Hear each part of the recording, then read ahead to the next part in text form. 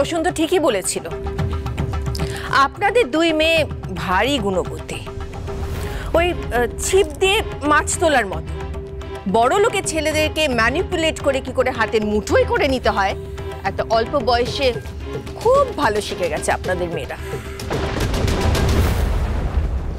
তবু তো আপনার মেয়ে দ্যুতি দেখতে শুনতে মন্দ না, চলনসই সুন্দরী, দবদবে ফর্সা, শিক্ষিত। আর তাছাড়া সবচেয়ে বড় কথা হলো রাহুল দ্যুতিকে ভালোবাসে, তাই জন্য তো ওদের সম্পর্ক অনেক দূর অবধি চলে গেছে। দেখুন না, দেখুন দেখুন দুজনকে কি সুন্দর মানিয়েছে। কিন্তু আপনার ওই যে মেয়ে খড়ি, ওকে না ঠিক এই বাড়িতে মানায় না। কেমন লাগে বলুন তো, মানে এক ধামা গাজরের মাঝখানে একখানে মূলো, কিংবা ধরুন এক পাল সিংহের মাঝখানে একটা ছোট্ট শেয়াল। এই বাড়িতে না কিরকম অড ওয়ান আউট। আর তাছাড়া বড় বৌদি, এই ওনারা কি এই খবরটা জানেন যে ঋদ্ধি ওর মনে খড়িকে জায়গা দেওয়া তো দূরের কথা, ওর ঘরে পর্যন্ত জায়গা দিতে পারেনি এখনো।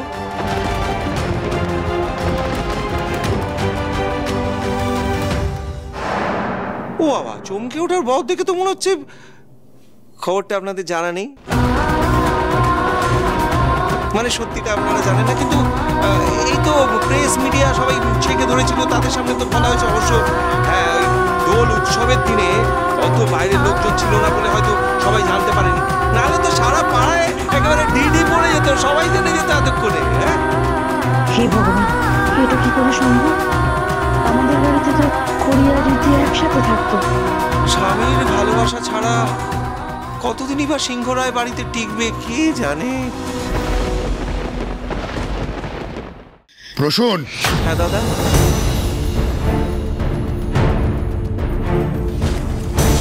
আজে বাজে কথা বলাটা থামো, একটু কাজকর্ম করো না, হাতে হাত লাগিয়ে। এখন? হ্যাঁ এখন। এসো আমার সাথে, এসো দিকে। ঠিক আছে।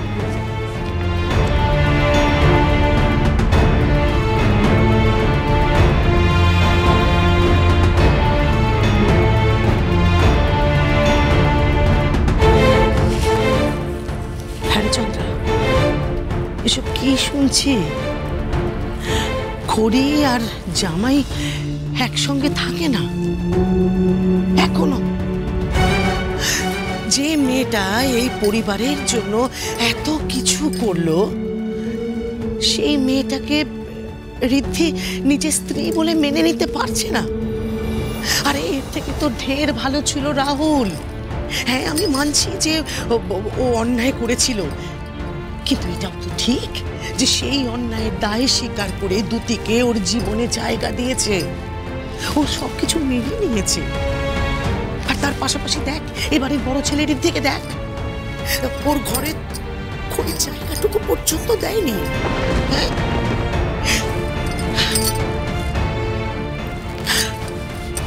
ওরে ওরে ও চন্দ্রা, আমাদের খড়িটা যে বড্ড ভালো মেয়ে, একটু পয়মন্ত মেয়ে, ওকে কেন ঋদ্ধি এমন করে কষ্ট দিচ্ছে রে? কেন দিচ্ছে এত কষ্ট? কেন?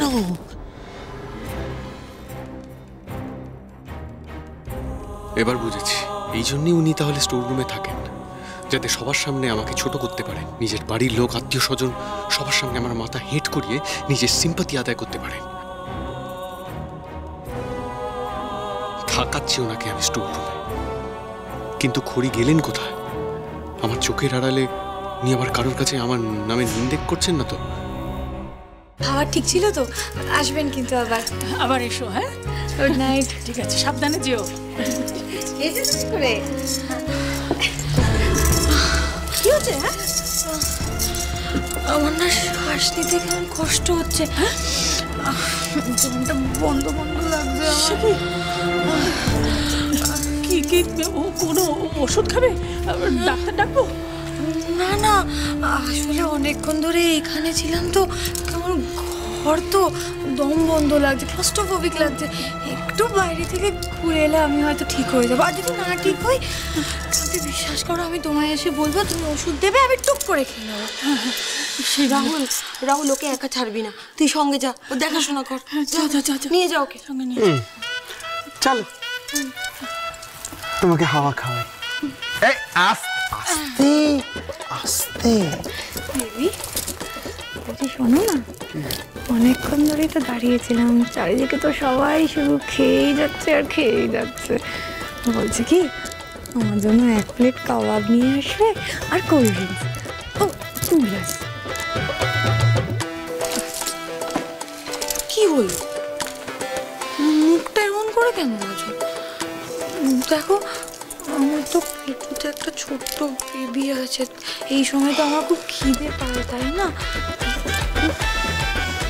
বুঝেছি আমি, এই প্রেগনেন্ট হলে মেয়েদের খিদেটা বেড়ে যায়, আর আমি চাই না যে আমাদের বেবিটা না খেয়ে থাকুক।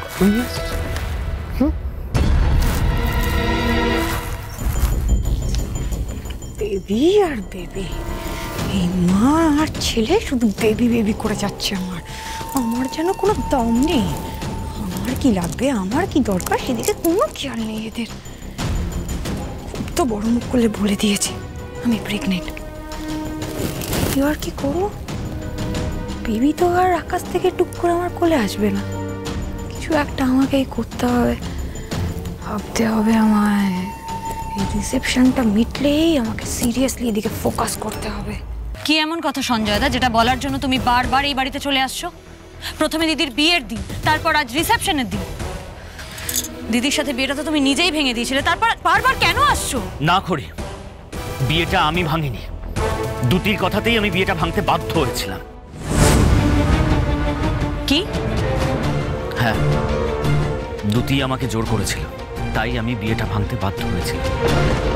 কারণ দুতি চেয়েছিল রাহুলকে বিয়ে করে এই সিংহরায় বাড়ির বউ হতে।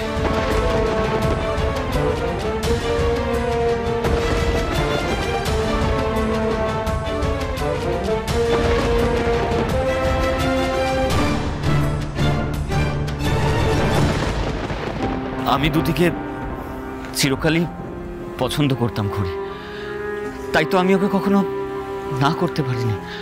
খড়ি বিশ্বাস করো, আমি তোমাদের পরিবারের দুতির ভালোই চাই, আর তাই তো রাহুল অন্যায়ভাবে ওকে ঠকাচ্ছে জেনেও আমি ওকে সব রকমভাবে সাহায্য করতে চেয়েছিলাম। আমি চেয়েছিলাম দুটি যেন সুখী হয়, ও যেন ভালো থাকে, কিন্তু দুটি নিজের স্বপ্ন পূরণের জন্য যে পথটা বেছে নিল সেটা অন্যায়, সেটা একটা ভুল।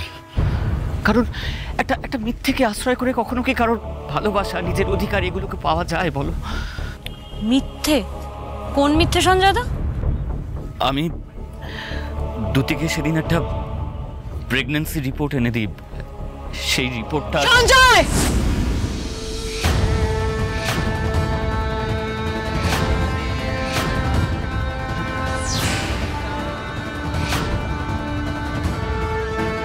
তুমি এখানে কেন এসেছো? কি চাই সঞ্জয়? আজ আমি বাধ্য হয়েছি এখানে আসতে। খড়ি অনেক ভরসা করে তোমাকে এবারই বউ করে নিয়ে এসেছে। আমি চাই না তোমার জন্য খড়ির কোনো রকম ক্ষতি হোক। আজ আমি ওকে সত্যিটা বলতেই এখানে এসেছি।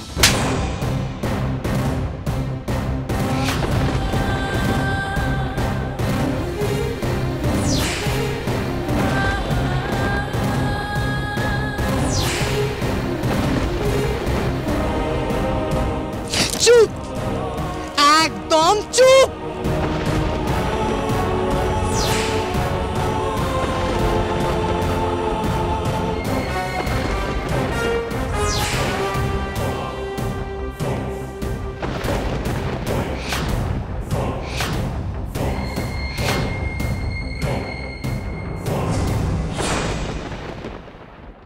কিছু পেতে হলে না কিছু দিতে হয়।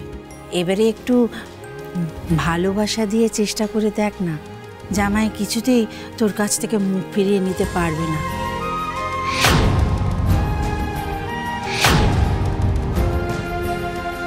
আমার ঘর থেকে আমার ব্যাগপত্র কেন নিয়ে এসেছেন আপনি? আপনি আমার সাথে আমার ঘরে থাকবেন। কি?